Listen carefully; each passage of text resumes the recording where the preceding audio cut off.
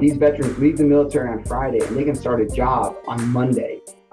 With programs like VIP, it's guaranteed placement. And you're talking about a job that's life-changing. Which side are you on? Which side are you on? The Union Veterans Council got a designation last week. It was designated as a constituency group of the AFL-CIO.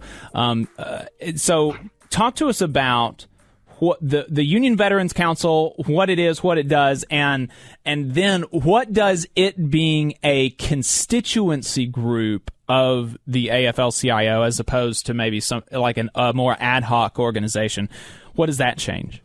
No, definitely. So first and foremost, people don't realize there's a really big connection between veterans and labor. It goes all the way back to some of the very first labor unions being created in America. You can go back to the cement masons and plasterers, some of the other major unions that formed after the Civil War. And what happened was we had, back in the Civil War, the entire community would go to fight the war. And most of them worked in factories, inner city. So the Bronx Brigade, the Baltimore, the other units. After the Civil War happened, they went off and fought for our country and fought for the ideas that we put into that piece of paper a hundred years before, whatever.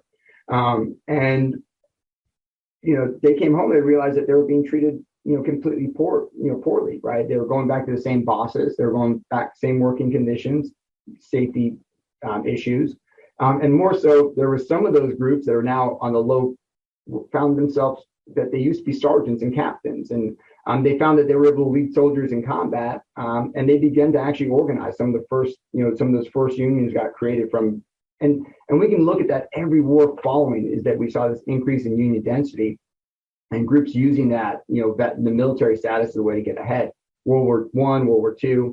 And then, uniquely, wars kind of changed from those big conflicts to things like Vietnam, where, now we're fighting in a war that, doesn't have the backing of the people and doesn't have the moral compass that we might all wanted to have.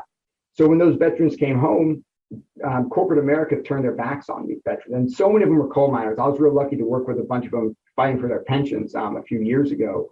And these were Vietnam veterans that their country turned their backs on. They didn't make the orders up that sent them over there. They got drafted, and their country shit on them when they come home. I'm sorry about the language. I apologize. No worries. We're pre-taping, so all right. We'll be able to edit that in post. No, that's all right. I apologize because it gives me something. But corporate America turned their backs on Vietnam. But unions didn't. Unions like the UAW, the UMWA, many unions, the building trades, they put programs to hire those Vietnam veterans in place. And the same thing happened when I went to war. Those Vietnam veterans are now union presidents, and they started to work to put programs together. So there's this big history of it. In some states right now, there's over a 25% union density in the veterans population. And think about that.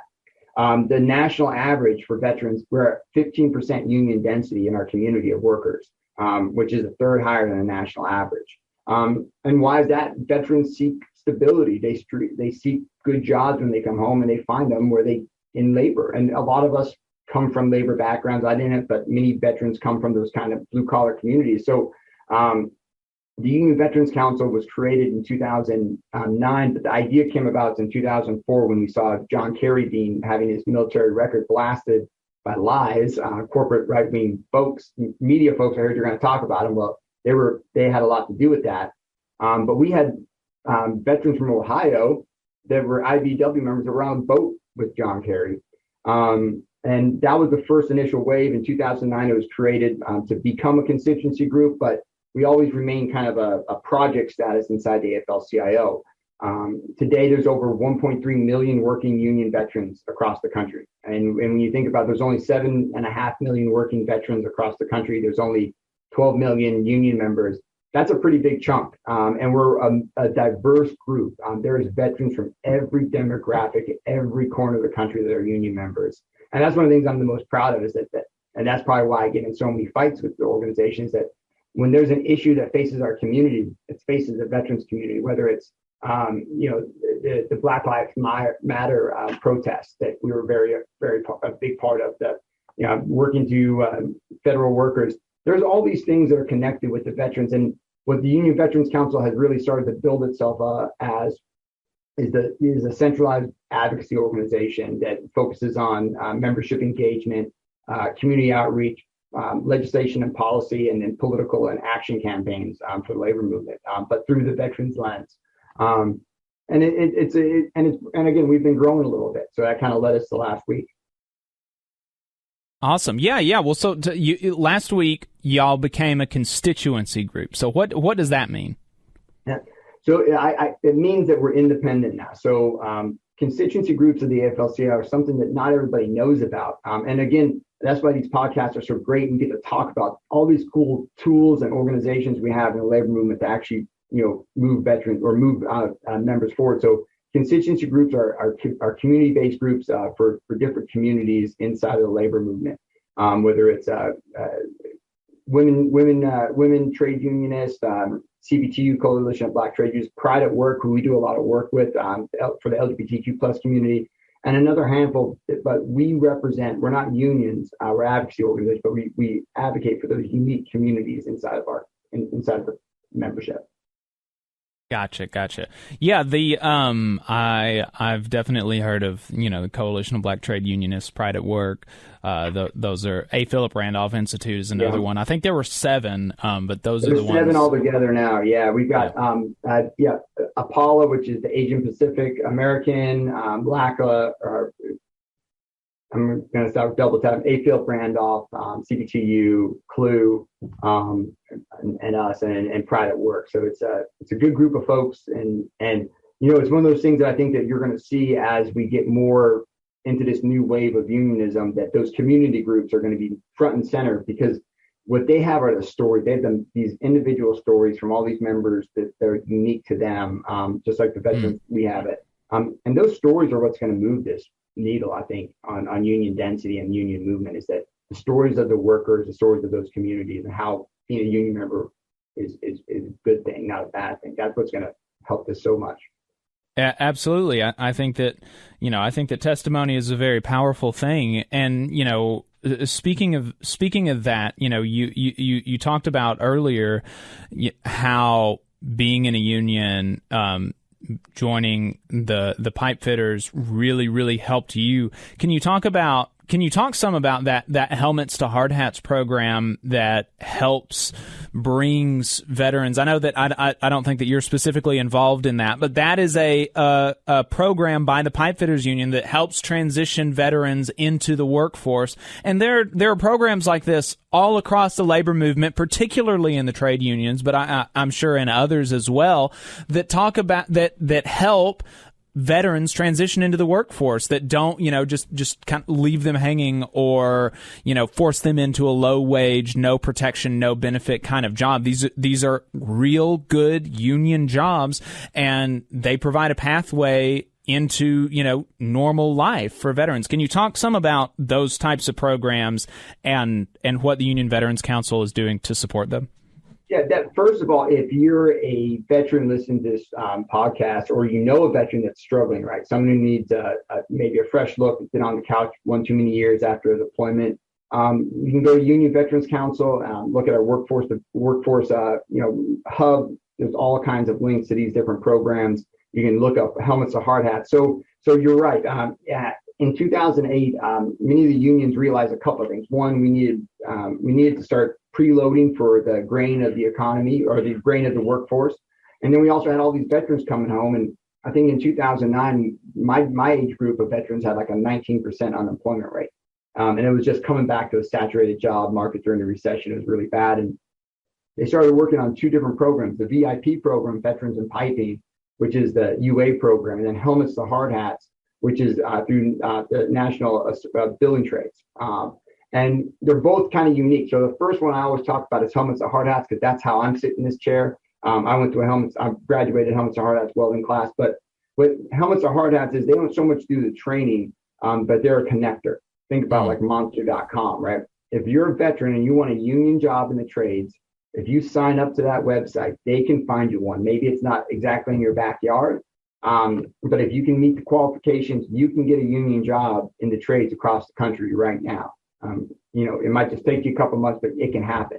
Maybe you're moving to Pittsburgh to build all that new infrastructure that's happening right there. Maybe you're going out to California to refit all these new water pipes for desalination. Maybe you're going to one of the ports in Alabama or Mississippi to build boats, or there's all kinds of jobs there. So what we did was we worked so first of all, work on our veterans, but then you have these other programs that are called skill bridge programs. And what they do is before you leave the military, the most difficult time for veterans is that first 6 months to a year when they separate from the military.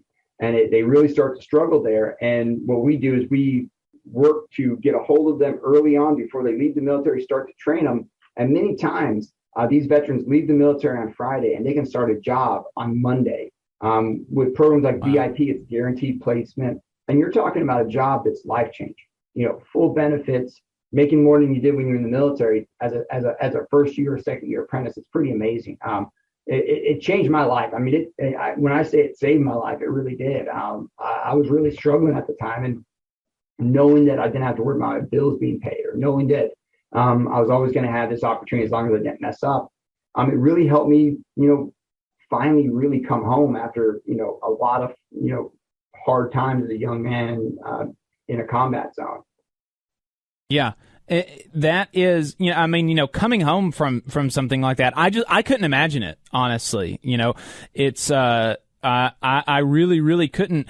And there, we made folks do that, and the ability of our country to just leave people that went overseas and put their life on the line, just leave them out to dry, is astounding to me. And here again, unlike so many people who talk about the issue all the time, the Union Veterans Council, helmets to hard hats, veterans in piping, these people are actually doing something about it, and actually going out and actually doing something to help veterans, and doing it and really changing their life. I mean, getting a good job, getting a real good job with good benefits, a pension, this is something that like nobody has anymore. And so to be able to connect veterans to that kind of thing is really something special, I think. And they succeeded. It's really cool to watch them succeed. And I think that's the most important thing. And then, what's really cool. So I work directly with all those programs as kind of the assist. I work, whether legislative work here in Washington, D.C. We do a lot of work with members of Congress. We've got a real big project with the White House right now. The little program that we took over that I was, given the responsibility to be able to help lead 5 years ago, almost to the day. When I took over, I was given a job to put like a five-year plan together. And I put a 6-year plan together, which people usually don't see in DC because they're too concerned about elections. And I said, I'm building a labor program, not an election program. And that means that I got to work on a lot of things. And one of the first things I did was start to get out in the world. And everywhere I went, I found union veterans that were already engaged, that were already part of the, part of the labor community. And what I've been able to do is help build chapters, help organize those veterans who use their voice through some of our different programs. And now we see those same veterans that have made it through over the last 10 years now becoming leaders, either at their local unions, on the job site, doing political work, running for office. We have a ton of union veteran candidates that are running this year. It's amazing to see. Last year was a big test for the union veteran, and unions around America, where during the election cycle from start to finish, Donald Trump lost 14% in the veterans community, and it was the most divided veterans vote in I think in our either in our history or in the last 20 years. And losing 14 points in a demographic like this is not a good thing, because we vote, and those numbers were able to offset many of the different places Trump made gains. And what it showed was that veterans actually care about this country, and we care about the things we say. Even though there's not all of us, I mean, we're never going to say there's more of us than them, because, we know where we come from. We know some of the, what historically draws people to the military. But, I know everyone always says, well, man, you must have been the only Democrat. And I said, that's nonsense, because there's a lot of folks that are in the military for a lot of reasons. And we're not just some isolated group. And last year really showed that. So we see veterans stepping up across the country, and I'm really excited to see these new ones running for local city council, state houses, things like that, Congress. And I think that you're going to hear a lot more about that from us this year later on. Awesome. Well, I look forward to it. Maybe we can get Bob to run for city council. So, Will, thank you so much for your time. I really appreciate it. I look forward to getting that report from you and for to hearing more from you in the future. Yeah, I really, truly appreciate it. And anytime you want a veteran on your show or myself, I'm happy. I want to always end with one thing if I can, if you give me Sure. one more Yeah. minute. That I get thanked for my service a lot. And I spent a lot of time fighting for this country, fighting for the ideas I believe in. But the reality of it is that people go to work every single day to fight for this country, whether you're a school teacher or a nurse or a truck driver delivering food or, an AFG worker making sure that the VAs run correctly. So for me, it's always my honor to when everyone gets done talking about me being a veteran, is to thank everybody else who's making the wheels turn in this great country, fighting for the people who need it. Thank you for your service every day. It really means a lot to me as a veteran to be able to say that. Will, thank you so much for your words and for your time this evening with us. I really appreciate it, and I hope that somebody out there listening just found a resource that they maybe didn't even know that they needed, but they really needed. And so thanks for all that you're doing for union members and for our future union members.